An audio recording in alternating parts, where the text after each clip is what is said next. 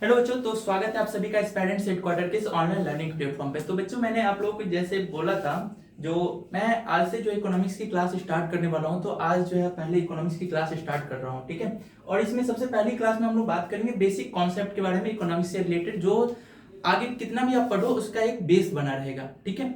तो ध्यान से मेरी बातों को सुनिएगा, और चाहे तो आप नोट्स भी बनाएंगे। मैं यहाँ पे शॉर्ट लिख दे रहा हूँ, क्योंकि अभी पूरा लिखूंगा तो फिर एक्सप्लेन क्या करूंगा, ठीक है। तो इसको मैं पूरा का पूरा पॉइंट वाइज जो है एक्सप्लेन करते जाऊंगा, तो ध्यान से सारी बातों को सुनिएगा, ठीक है। और उसके अकॉर्डिंग आप चाहे तो अपना नोट्स बना लीजिएगा, ठीक है।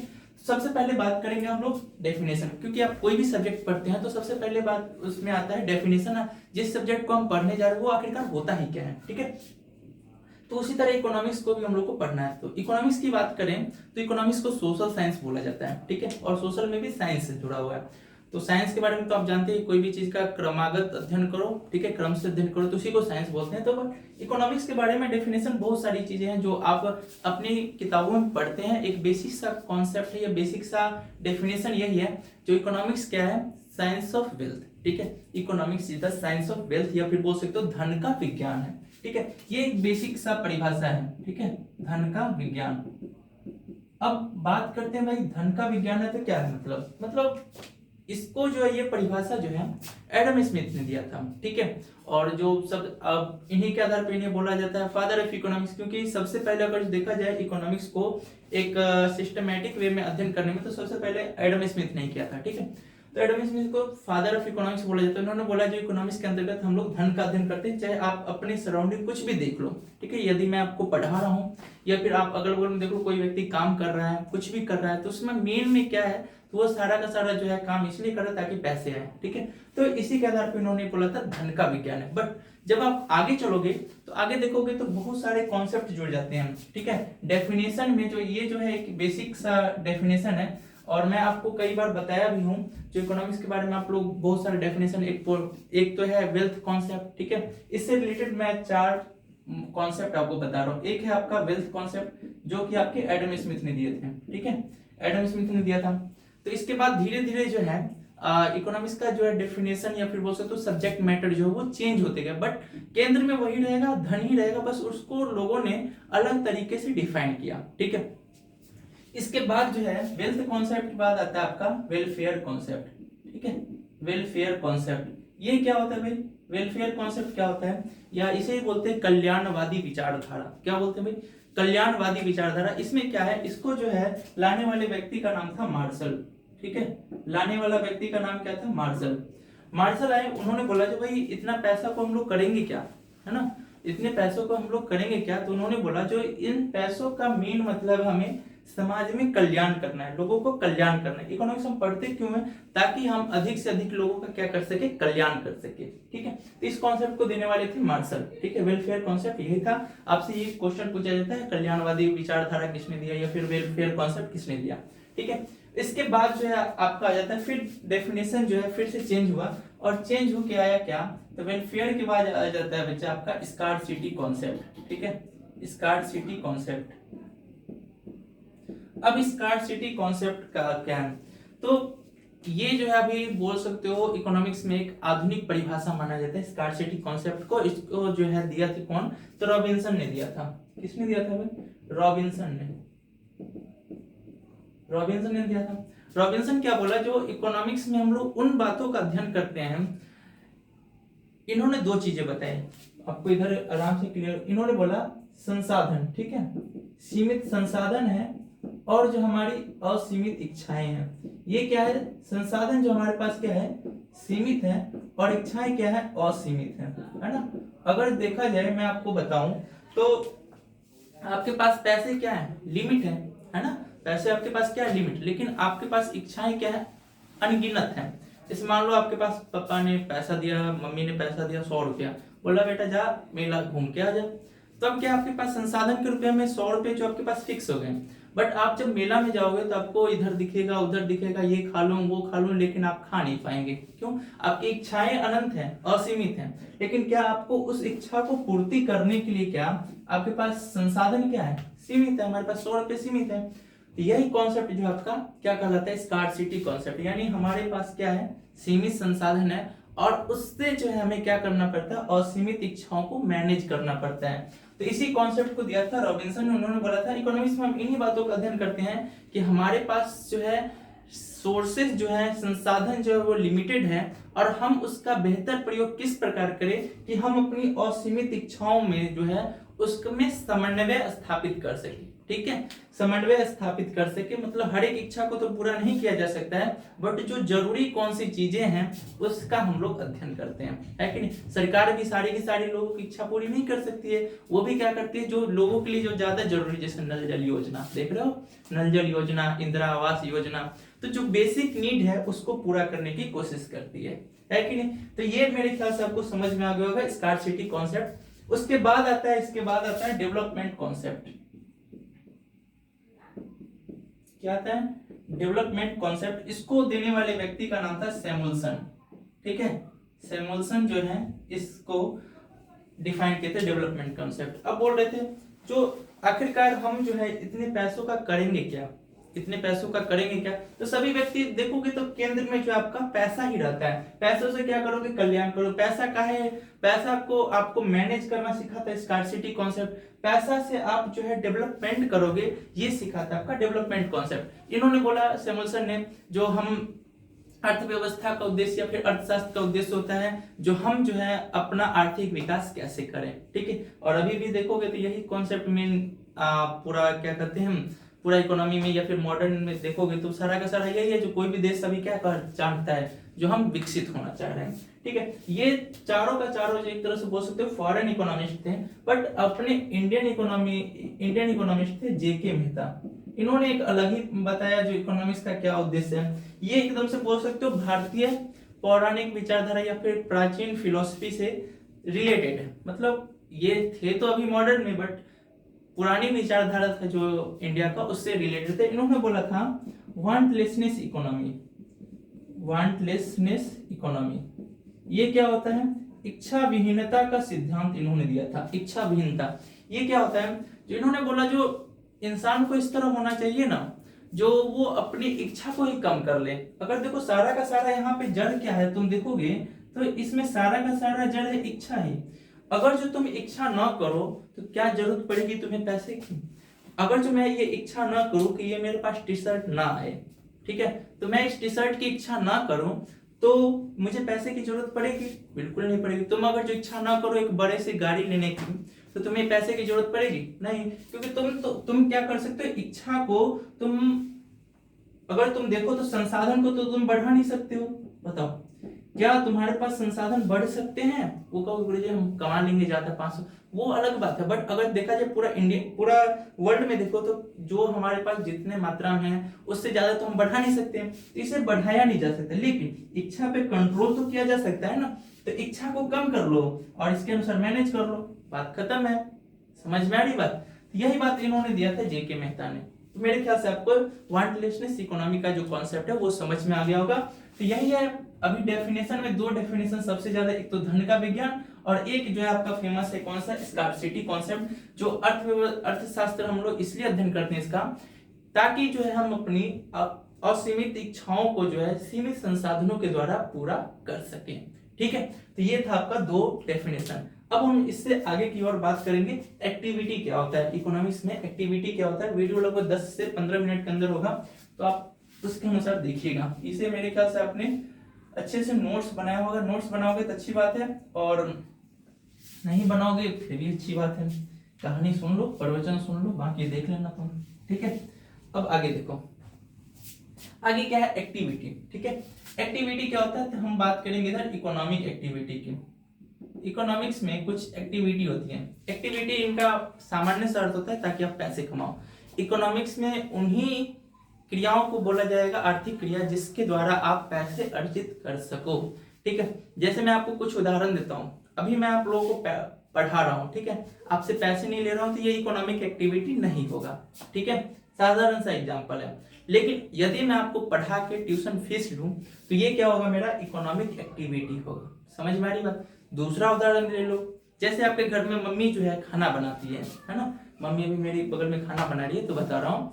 जो मम्मी अगर आपके घर में खाना बनाती है तो आप उन्हें पैसे नहीं देते हो, तो पैसे नहीं कमाते मतलब मम्मी का जो, ऐसे तो सही है बट मम्मी का जो है आपका इकोनॉमिक एक्टिविटी में योगदान नहीं होगा। लेकिन अगर जो मान लो आपके यहाँ कोई और व्यक्ति आके खाना बनाता है और उसका वो चार्ज तुम भर रहे हो, तो उस व्यक्ति द्वारा किया गया कार्य क्या हो जाएगा, इकोनॉमिक एक्टिविटी। मतलब क्या है, एक ही एक्टिविटी जैसे खाना बनाना, एक संदर्भ में इकोनॉमिक एक्टिविटी हो सकता है, एक संदर्भ में इकोनॉमिक एक्टिविटी नहीं होगा।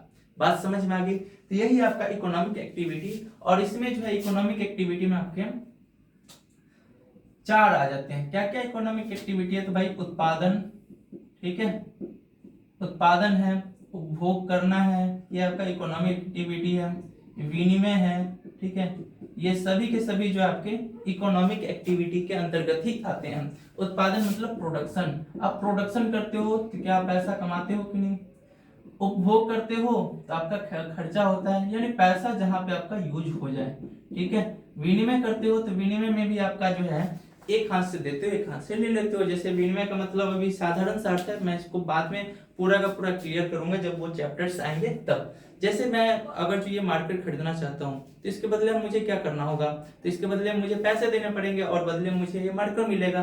तो इसमें बहुत सारा जो थ्योरी वगैरह है, 2-3 को थ्योरी है, तो वो आपको उसमें क्लियर कर दिया जाएगा, ठीक है। तो एक्टिविटी मेरे ख्याल से आपको समझ में आ गया कि इन एक्टिविटी के द्वारा आप क्या कर सकते हो, पैसे कमाते हो, ठीक है। अब है फैक्टर्स की बात करते हैं, ठीक है, फैक्टर्स की। अब ये फैक्टर क्या है, मैंने बात किया था वहां पर प्रोडक्शन, तो फैक्टर वही है जो आपको उत्पादन करने के लिए जो भी चीजें चाहिए, ठीक है, जो भी चीजें चाहिए कोई उत्पादन करने के लिए, वही आपके फैक्टर। और फैक्टर जो आप पढ़े होंगे 4 प्रकार के होते हैं, ठीक है। जैसे मैं कोई भी चीज उत्पादन करना, पहले क्या होता है ये समझ लो। उत्पादन का मतलब क्या होता है, जो आप किसी भी चीज, कोई भी चीज रखा हुआ है वो आपके लिए उपयोगी नहीं है और आप उसको किस प्रकार से अपने लिए या फिर समाज के लिए या फिर देश के लिए उपयोगी बना देते हो। जैसे मैं बात करूं,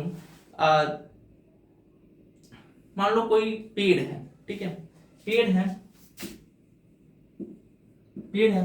अब इस पेड़ से तो अभी मान लो यहाँ पे उत्पादन करना कैसे करेगा, जैसे इस पेड़ को काट दो, ठीक है, इसका फर्नीचर बनाओ, फर्नीचर से एक बेड बना दो, ठीक है, बेड बना दो और उस बेड को बेच दो। इस बेड, ऐसे तो ये लोग इस पे तो सो नहीं सकता है, इस पेड़ पे तना पे सोएगा, लेकिन तुमने इसे क्या किया, फर्नीचर बना के फिर जो है इसका बेड बना दिया, तो ये क्या हो गया, इंसान के लिए उपयोगी हो गया। तो यही किसी भी चीज को उपयोगी बना देना या फिर उसमें उपयोगिता का बोल सकते हो वृद्धि कर देना, वही चीज क्या कहलाता है, प्रोडक्शन। अब ये जो तुमने किया है वो कैसे किए होगे, है ना, ये तुमने कैसे किया होगा, तो इसके लिए तुम्हें चाहिए होगा, जमीन चाहिए होगा। अगर जो तुम ये जो काट के ले जा रहे हो या फिर कहीं पे उगाए हो तो भूमि पे ही उगाए। उसके अलावा क्या चाहिए तुम्हें, श्रम चाहिए, ठीक है, श्रम।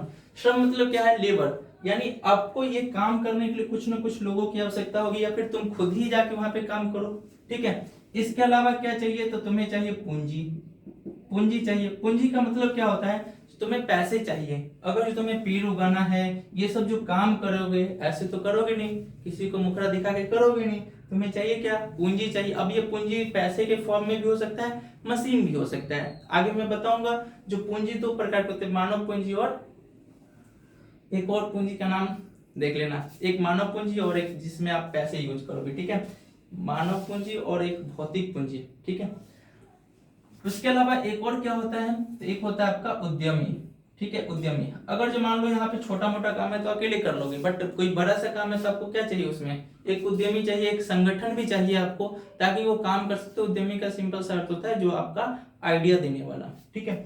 अब ये सभी चीजें जो तुम करोगे, तो ये सभी चीजें करने के लिए तुम्हें अब कहीं से भूमि लिए हो, अगर तुम्हारे पास अपना भूमि है तो तुम क्या करोगे, कोई दिक्कत नहीं है। लेकिन तुमने अगर किसी से भूमि लिया है तो उसके बदले में तुम तो रिटर्न करोगे ना कुछ, तो महीने का लगेगा क्या, तुम्हें रेंट, भूमि पे क्या लगेगा, रेंट। अगर जो किसी व्यक्ति से तुमने क्या किया है, श्रम यानी काम लिया है, तो उसके बदले में उसे क्या दोगे, मजदूरी, या फिर इसी को बोलते हैं वेजेज, क्या बोलते हैं, वेजेज।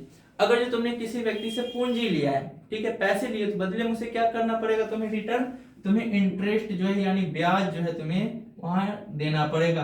अगर उद्यमी अपना सेवा दे रहा है तो उसको क्या मिलेगा भाई, उसे मिलेगा प्रॉफिट, ठीक है। ये हो गया आपका फैक्टर्स के बारे में, ठीक है, फैक्टर्स ऑफ प्रोडक्शन, यानी 4 फैक्टर आपसे पूछे भी जा सकते हैं, ठीक है।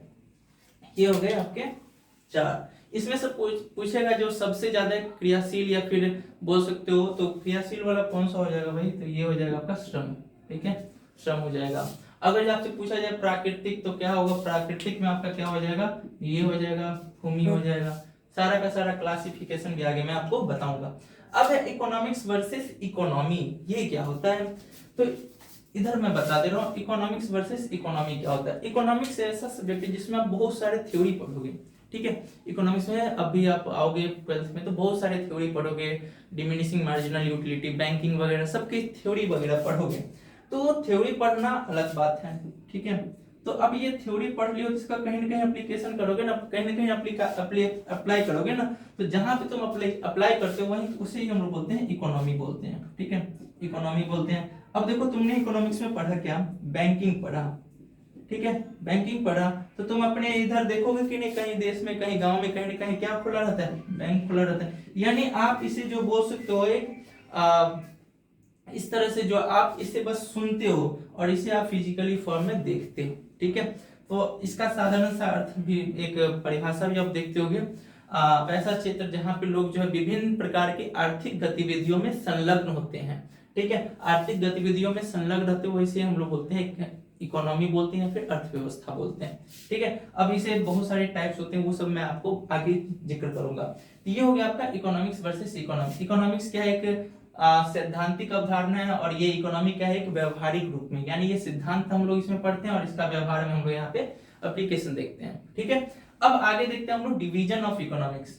अब ये जो है आपके क्लास 10th की बातें नहीं, यहाँ से यहाँ तक क्लास 10th की बातें थी, बट आप जो है यहाँ पे से आपका 11th 12th में जो बच्चे लिए होंगे इकोनॉमिक्स उन्हें पता होगा डिवीजन ऑफ इकोनॉमिक्स। ठीक है, तो डिवीजन ऑफ इकोनॉमिक्स में क्या आता है, जो अगर जो हम बात करें इकोनॉमिक्स में पढ़ने के अनुसार देखा जाए तो हम कभी कभी पढ़ते हैं कुछ ऐसा चीज जो किसी एक लोगों पे इंडिविजुअल जो है वो लागू होता है, लेकिन कोई कोई ऐसा चीज पढ़ेंगे जो बहुत सारे लोगों को मिला के लागू होगा। जैसे मैं बात करूं, जो कोई एक व्यक्ति जो मुझे जैसे ये लाल टी शर्ट पसंद है, ठीक है, लाल नहीं है जो भी कलर है, तो ये पसंद है, बाकी सभी लोगों के लिए क्या होगा, तो अगर जो आप कोई भी चीज का किसी एक व्यक्ति पे प्रभाव पड़ोगे तो वही होगा आपका अलग इकोनॉमिक्स, और आप उसे पूरा समाज पूरा देश के लिए पढ़ोगे। ठीक है, जैसे मैं बात करूंगा एक व्यक्ति की मांग, ठीक है, पूरे देश के सभी लोगों की मांग, तो वो हो जाएगा एक व्यक्ति के मांग को हम लोग माइक्रो इकोनॉमिक्स में पढ़ेंगे, और पूरा समूह की बात करें तो वो हो जाएगा मैक्रो इकोनॉमिक्स। ठीक है, तो एक व्यक्ति थे रैगनर फ्रिश, ये अक्सर नाम पूछा जाता है रैगनर फ्रिश। ठीक है, रैगनर फ्रिश ने इकोनॉमिक्स को दो भाग में डिवीजन किया, एक होता है आपका माइक्रो इकोनॉमिक्स और एक होता है आपका मैक्रो इकोनॉमिक्स। माइक्रो क्या होता है, इसे बोलते हैं सूक्ष्म अर्थशास्त्र, ठीक है, या फिर व्यष्टि अर्थशास्त्र बोलते हैं, और इसे हम लोग क्या बोलते हैं, समष्टि अर्थशास्त्र बोलते हैं। ठीक है, समष्टि अर्थशास्त्र।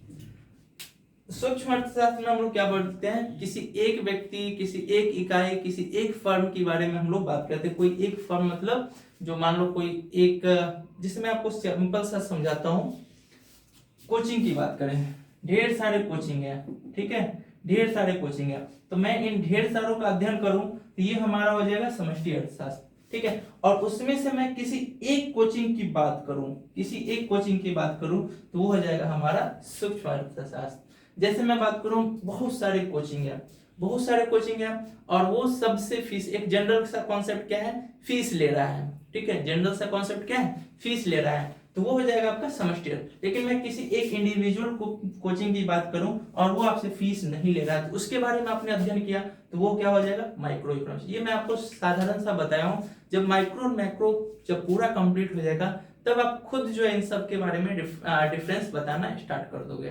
ठीक है, तो मेरे ख्याल से यहाँ पे आपको जो बातें मैंने आपको बताई आपको समझ में आया होगा।